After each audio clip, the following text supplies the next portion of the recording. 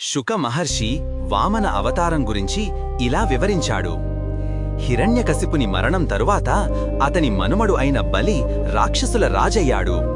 బలి మహాబలవంతుడు మరియు గొప్ప దాత, 3 లోకాలను పాలించాడు. దేవతలు తమ రాజ్యాన్ని కోల్పోయి విష్ణువుని ప్రార్థించారు. అప్పుడు విష్ణుమూర్తి వామనావతారంలో ప్రత్యక్షమయ్యాడు. చిన్న బ్రాహ్మణ బాలుడి రూపంలో, ప్రకాశవంతమైన ముఖంతో, వినయపూర్వక దుస్తులతో. బలి చేస్తున్న యజ్ఞానికి వామనుడు వెళ్లి 3 అడుగుల భూమి మాత్రమే అడిగాడు. ఆశ్చర్యపోయిన బలి అంగీకరించాడు. కాని వామనుడు క్రమంగా పెరిగి 1 అడుగుతో ఆకాశం, మరొక అడుగుతో భూమిని కప్పేశాడు. 3వ అడుగు ఎక్కడ వేయాలో అడిగినప్పుడు బలి తన తల వంచాడు.